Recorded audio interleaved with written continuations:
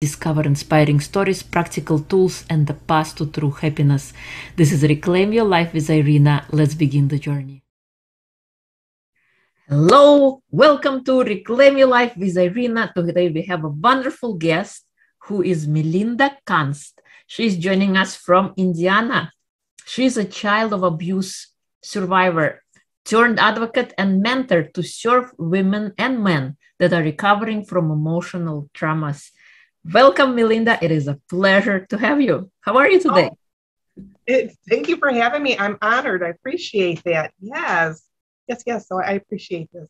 Awesome. So share with us who you are, who is Melinda all about. Share your story. All right. Well, we talked about that wake up moment. Well, for me, I am, again, a childhood abuse survivor as well as domestic violence survivor. I grew up in a situation where abuse was normalized. I had no idea that there wasn't anything else that became my normal. So going into an abusive situation, myself being married, that was normal. That was completely normal. Anybody else, friends or boyfriends, guys that were attracted to me when I was a teenager that were nice, they were just the nice guys. Oh, you're just too nice to me. I would push them away. I would just say, oh, you're more like a brother to me, because it didn't feel, unless I was being mistreated. I know this sounds weird. If no one's been in this kind of relationship, that didn't feel normal to me. It felt very surreal. It really did. So I ended up gravitating, or somebody gravitated toward me that was abusive as a teenager when I was 17. We ended up getting married. I was under distress for doing so. And sometimes when you're with a person that's abusive, they might make threats saying, if you leave, I'll kill myself. If you leave, I'll kill you. If you leave, I'll tell everybody that you're this awful person. There's things that they might do, threaten you in order to keep that control, to keep you further isolated. And so I believed him all the way up until that day that I was supposed to marry him. I desperately was looking for some sort of way out and, waiting for somebody to come and rescue me. And unfortunately, that didn't happen. I married him. But out of that union, we have 3 beautiful children, now adults. So after 20 plus years, I left him for the third and final time. My eyes were open in 2007 when I went to a women's shelter. I was in fear for my life. So I went to a shelter. It was at that moment when the lady that took me in, the intake gal, she said, "Melinda, you're abused. Did you know you're a victim of abuse?" What? So I was picturing in my mind the Hollywood kind of abuse that you see sometimes in movies. And I'm going to date myself here. I'm 51. So back in the 70s, 80s, there was a movie called Burning Dead that was with Farrah Fawcett. And she just went through some horrendous stuff. So I was just picturing that Hollywood type of situation where a woman is being abused. I had no idea that I was abused. I didn't have broken bones. To me, abuse looked like that you would have to be bloody and, big black eyes and so on. But there are covert reasons, or I shouldn't say reasons, there's covert abuse. That's where someone will do it mentally, they'll do it emotionally, they will play, they might abuse you physically, sexually. So people can't see that, or that physical abuse, it might be pinching or pulling your hair, tripping you. There's things that they might do that is physical abuse, but in your mind, you're thinking, I'm not bloody. My bones aren't broken. It's he's just really rough with his language or her language. As abuse can, as we know now with Johnny Depp and Amber Heard, we know this is between men and women. So I was just envisioning this Hollywood type of situation. And so that was like a dose of cold water. But I did go back. I went back 2 other times, tried to leave countless times. But physically I left twice in 2007, and then for the final time, February 25th of 2009. And now I'm remarried. I have an 11-year-old son with my new husband. His name is Terry, but I call him Mr. Awesome. We have a little farm. I'm hoping to get a healing sanctuary out here so I can have people come to my home and we do some healing here, lots of healing work. But it had been surreal for me, this life that I'm living now. And, if you would have told me back maybe 14, 15 years ago that I would be living, first of all, I'd be living and I would have a new son, a new husband that loves me, that's never raised a hand to me, I would have laughed at you because it just seemed like nonsense and that can't be real. There's no way that could be real. So my wake up call was for me was to have my daughter, my then young daughter, middle daughter, call me when I was at my shop that I worked, antique shop. It was with his family. And she called, she says, Mom, Dad's chasing Matt around the yard. And she's telling me like a play-by-play as things are going on. And she started crying. She's like, he has him on the ground and he's choking him. So I'm telling her, call 911. If you feel safe enough, call 911. Because as a victim to this child, I wanted them to feel safe. I wanted her to call 911, but I didn't want to put her in danger. We learn how to develop coping skills when you're with an abuser. So for her, it was just calling Mom. So I hurried up, I raced home, closed up the shop, got there, and the situation de-escalated by the time I had made it home. But that was definitely the wake-up call that something needed to be done. I didn't realize the extent of the abuse that he was doing on the kids. I had some inklings. I saw little bits and pieces here and there, but I didn't know to what extent. And it's not that I was blind. He was doing a lot of that when I wasn't home.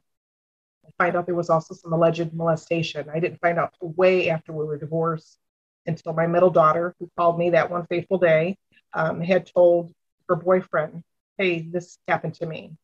And unfortunately, time had elapsed, so we were unable to press any charges. And she also, for her own embarrassment and shame, asked me not to. But I did look into it. But unfortunately, nothing was ever done. And so the whole situation with my separation, it was almost like that was like somebody was a reality show looking over our shoulder. There was a murder for hire. He had people stalking me. He paid people to do that. He actually his next plan was to kidnap me or find someone to kidnap me and gang rape me. Whether there was going to be a murder, that was a separate situation. So there was a lot going on. There was a lot of scary things. It was very surreal. That was really, really wild. So for 4 years, it took 4 years for me to finally get divorced. And his actions, through his own actions, I should say, the attorneys in the court then realized they were dealing with somebody that was not stable, that he was very unstable. And he showed his own true colors. So it was very scary. It really was. So healing that PTSD, that Stockholm syndrome, that will probably be a long life challenge for me, but I'd like to think that I'm at least 95 or so % healed from that. But now I share with others how I healed. I share them with everybody, my own story, everything. I mean, I don't let anything, I don't keep too much to myself. There's a few things that are really graphic that I haven't shared, but for the most part, I'm an open book because I think we need to open up the doors on what abuse looks like. And it looks different for everybody. And please, if you're listening out there, don't judge my story. Like, okay, well, I'm not going through anything that bad. It's just a little mental. No, abuse is abuse, no matter what. And sometimes those words, those emotional, the verbal words that someone calls you or says to you or shouts at you can really hurt more deep than those fists. They really can. But so right now, what I do, again, I mentor and I advocate for other women and men. I try and share those resources of video interviews. I've had you as well. I do podcasting, and just to get that story out. And also a big part of it is my faith and how my faith played a part in keeping me sane and healing as well. Yeah, awesome. Wow, such an incredible story. And the fact that you are here today and mention that, if somebody spoke to you some years ago, you would never have believed that would be true. But here you are. What were some of the tools that you used in your recovery process in getting back sanity? I know you mentioned God, but what was there any other tools that you implemented in your life? Oh, yes. Well, we had to do court-appointed counseling. And I think many people that are in this type of situation or divorce situation, separation, especially when there's kids involved, when it's a heightened, they might have a court-appointed counselor or therapist. We had ups and downs with that too. But for me, counseling didn't really work. The therapy didn't work for me. I would find myself actually more regressing. And I know people out there might be listening saying, well, you have to dig up your stuff in order to heal. Yes, but I was actually having anxiety attacks more so when I knew I was going to see this particular or these therapists. And I would leave works. It would take me, it might be a month to month when I see this person. It might take me several weeks just to recover from that therapy session. It's like, I don't feel like I'm any better. I felt worse. So for me, it looked like getting more holistic. It meant for me to go and figure out, well, what can I do that was not medication? Because I try to be as find myself natural ways to heal my body. I am also a Lyme disease warrior. So finding something more natural that I can do, more inexpensive, because at the time I was without a job and I needed something in order to just be affordable, but that I enjoyed and I would look forward to. So that would be walks. I would go out in nature. I would ground myself. I learned about grounding. I learned about sounds and frequencies and how to raise your vibration with that. A lot of prayer. Girl, I spent a lot of time on my knees praying, pouring through my Bible, and also essential oil. So a lot of things started evolving as I began the healing process. It took time, but I would find different healing modalities that would work for me. Journaling was a huge part in my recovery as well, which led to me eventually writing a book about my history and also how I healed. But finding those little tools, dancing, I would crank on some music and dance. But the thing was, I would do some of these things and I would get the kids to come along with me. We would go out in nature for walks. They would have dance-a-thons with me, 10, 15 minutes, we would just dance off. And they didn't know that I was really struggling or I was having a moment because I kept a lot of the court proceedings and interactions with my ex. I kept them kind of in the dark. I didn't need them to, they already have enough going on with their own trauma and healing from that. I didn't need them to have the extra stress of hearing me badmouth him, which I tried not to do I tried desperately not to do that in front of them. I wouldn't belittle him or anything like that. Even there came a point where they would start calling him by his first name. I said, you know what? He's still your dad. You can respect the title. Maybe you have no respect for him, but respect his title. He's still dad. Okay. So when you guys get older, if you want to call him by his first name, that's different. But for now, respect his position. So, and that was before I knew some of the other stuff. But those are things that I did though, just things that I could do easily. It doesn't take much to grab a piece of paper and a pen and just write. Sometimes I would go park somewhere and just scream somewhere desolate and quiet and just cry or scream. There were many times I would just go in the bathroom with a towel and, on the floor, lock the door and just cry or, just moan or whatever I had to do. But a lot of times, a lot of the healing was silent and between me and God. But that was a long recovery. It still is still a long recovery, but, I'm so happy that I'm in a place where I am now. I really am. And just coming to grips with also my own junk, healing from my own past, but also whatever negative patterns that I picked up too. There for a while, I thought, well, maybe I'm a narcissist. Yeah, after you start reading about these things, you start thinking, well, maybe I'm this, maybe I'm that. But I had a lot of learned behaviors and coming to grips with I'm not an abuser. I'm not a narcissist. I'm not gaslighting anybody, learning what those terms were, but also learning more about me, how to be alone with myself, that I didn't necessarily need a partner. I needed to learn my likes, my wants, my needs, I needed boundaries. I needed to start learning that as well. So keeping some distance between me and the news. I couldn't watch the news there for the longest time because that was very triggering. I would try to keep away from people that were toxic, even if it's curse words. For some reason, well, I know what it is. For me, it's just something that I try and stay away from, is a lot of curse words. And a lot of it has to do with my ex used a lot of those words to me. So even though those words might be, the F-bomb might be in jest with somebody they may just say it randomly in conversation. For me, that's kind of triggering for me. So I try to refrain from not using it. Now, does it fly out of my mouth every once in a while? Yes, it does. My new husband, Mr. Awesome, yeah, he's very colorful in his language. He tries not to though, but so just doing these little things were baby steps. And I tried to make sure I did something at least once a day. And I'm all about 5-minute self-care. So learning those affirmations, saying them, saying, looking at mirror work, looking into the mirror and being able to stand the side of myself, beginning those baby steps really propelled me to the person that I am today.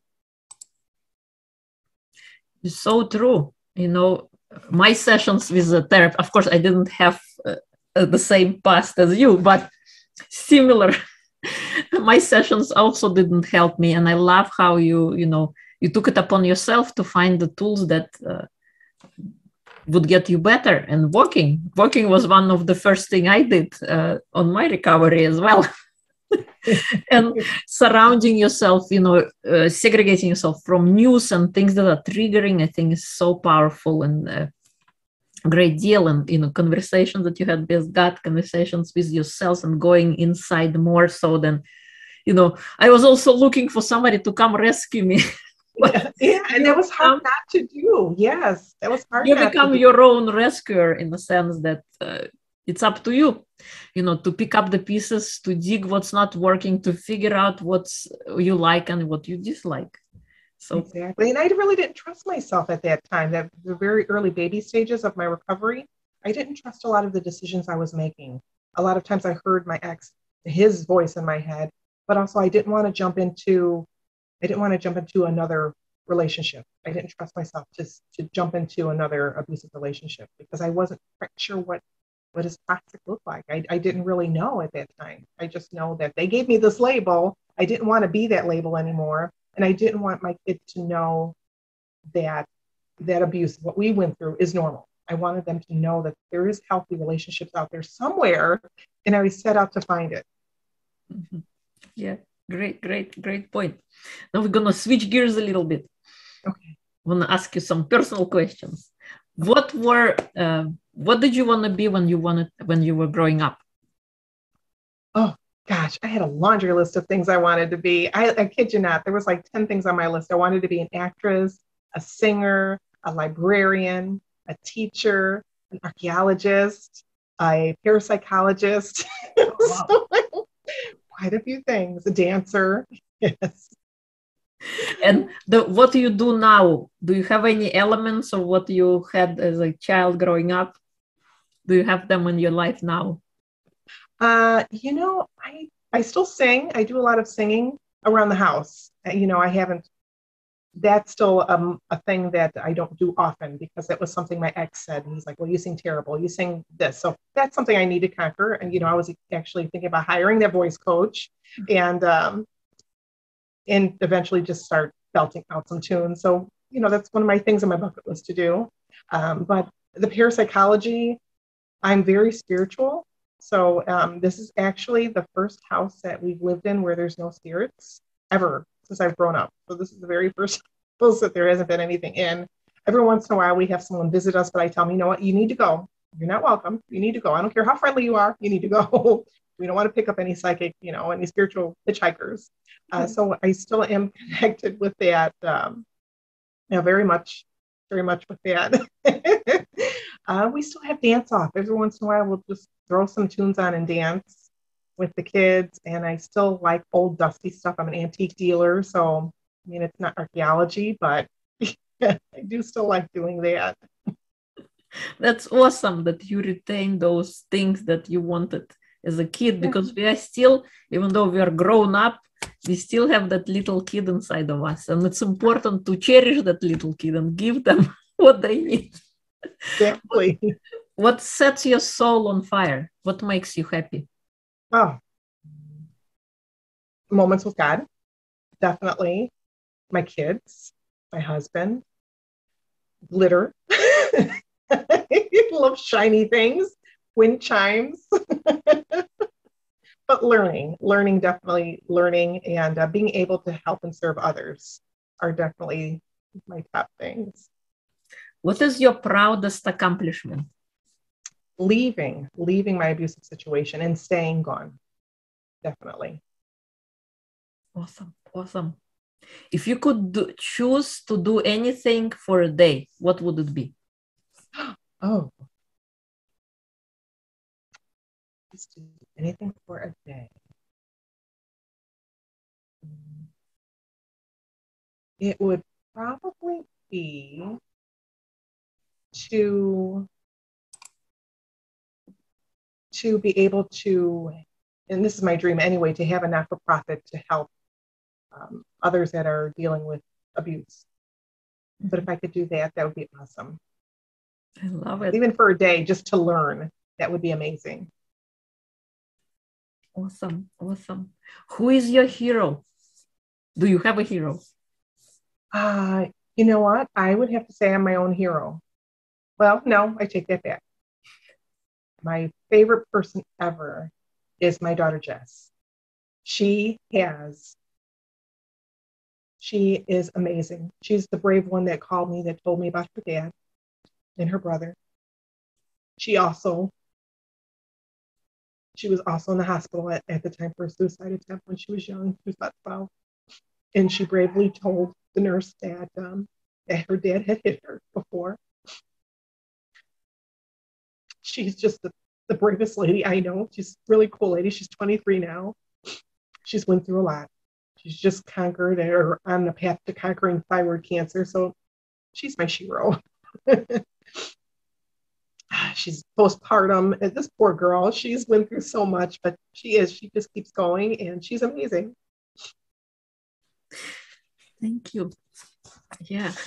Sometimes our kids could be so much more than we could ever realize. Yes. What makes you laugh the most? Oh, hearing my kids laugh, hearing my husband laugh, those are the things. And if they're not around, we have farm animals, we have chickens, and even just nature animals. Just seeing them. I have grandbabies, and they're under 5, so watching them, that gives me a nice belly laugh. I love watching them laugh, just in hearing them laugh. Yes. That's amazing. And you look so young to have grandbabies. Oh, stop. Thank you. You're welcome. What do you think is the most important trait to instill in a child? Oh, gosh. To be probably boundaries. Definitely boundaries. Yeah, boundaries. I'd like to say to feel safe with everybody, but sometimes you don't have that. But definitely learning boundaries. What's okay, what's not okay. What do you want to be remembered by? That I survived. I just want people to remember my face, remember my story, and know that I survived. Yeah, I don't want to be forgotten just because I don't want to be a statistic. I know I didn't want to be there. Yeah. Yeah, I think we all have stories, and it is important to share that story because it could be related to somebody else and could answer their unspoken things, because sometimes it's difficult to express how you're feeling. Exactly. And even if it's not on a big platform like this, like you're doing, when with your other guests too, just that one-on-one that you share maybe on the internet, or maybe a neighbor's going through something, a health challenge or something, and not necessarily abuse. Yeah, you're right. Getting that story out is so important. Yeah. Is there anything that I haven't asked you yet that you want to share with us? I don't think so. I don't think so off the top of my head. I don't think so. No.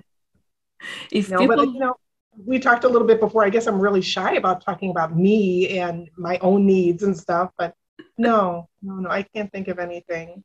Maybe just prayers. If you could just pray. I'm hoping to get a not-for-profit going or something going in my area to help others. A lot of times I do speak to other victims, and I buy them coffee. So if anybody wants to buy me coffee, they can, so I can pass that along to somebody that needs it. I buy journals and so on. A lot of it's out of pocket, which I love doing. Don't get me wrong. But sometimes that can be a little, I guess I would just like to know, or maybe you can help me out learning how to utilize those tools in order to have other people, the community, help. Does that make sense? What do you mean?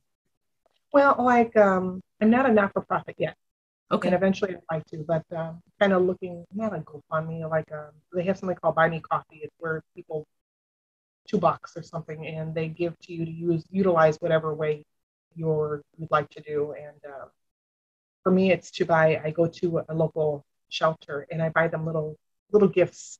Mhm. It's a card. Sometimes I'll make up little goodie bags for them, and it means a lot. I'll buy a journal for them, and yeah, if anybody wants to help with that, if anybody has a donation, with free will donation, that'd be awesome too. Yeah, yeah. We'll share the links in episode notes. All So right. if people would like to connect with you, work with you, donate with you, Yeah. where would they go? I have a link tree. It's Linktree and Melinda Kunst. It's not imaginative. I'm sorry. It's just Linktree Melinda No Kunst. worries. So I'll share the link in the episode notes so people can contact you and donate with you and learn more about you. And Facebook, I'm on Facebook with my page is Hope When There Was None. Mm-hmm. Yeah. Yes. So thank you, Melinda, so much for coming on and sharing your story. I appreciate learning from you. Thank you. Oh, thank you for the opportunity. Thank you.